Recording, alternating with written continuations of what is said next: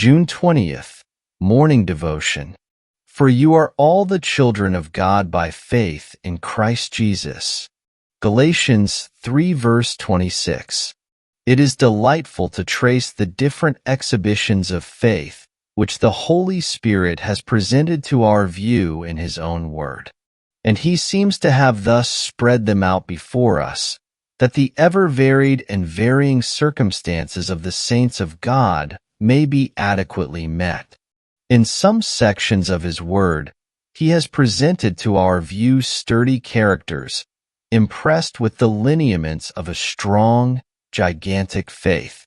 For example, that was strong faith in the centurion, when he said, "Lord, I am not worthy that you should come under my roof, but speak the word only, and my servant shall be healed." That was great faith exhibited in the case of the woman of Canaan, who, at the apparent repulse of the blessed Lord, would take no denial, but met his seeming objection by saying, "Truth, Lord. Yet the dogs eat of the crumbs which fall from their master's table." Then Jesus answered and said unto her, "O woman, great is your faith. Be it unto you even as you will." That, too, was strong faith in Abraham, who could take his son, his only son, his son whom he loved, and offer him up at God's bidding. And to mention no more, that was strong, unwavering faith in Job, who could say, "Though he slay me, yet will I trust in him."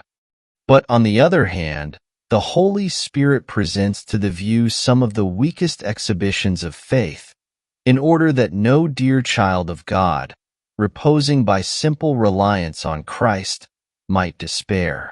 That was feeble faith which the leper exercised when he said, "Lord, if you will, you can make me clean."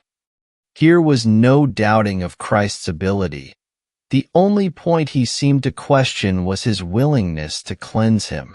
That was faith of the same feeble character, exercised by the Father who brought his child possessed of a dumb spirit to Jesus to be dispossessed, with the request thus couched, "If you can do anything, have compassion on us and help us."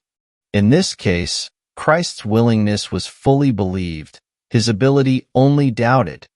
And yet, in both cases, the one that doubted his willingness, and the other that doubted his ability, Christ manifested his compassion and answered their requests.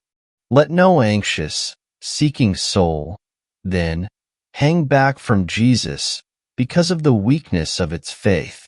It may be small faith. It may be small in its degree and weak in its exhibition. Yet it is precious faith, yes, like precious faith with Abraham and Job and all the prophets and apostles. If it be faith, however small, it yet is the faith of God's elect. It is of the mighty operation of the Holy Spirit, and though feeble, yet, if it directs its eye out of and off of itself, simply to Jesus, that single glance shall sweep the ocean fullness of His love in the soul.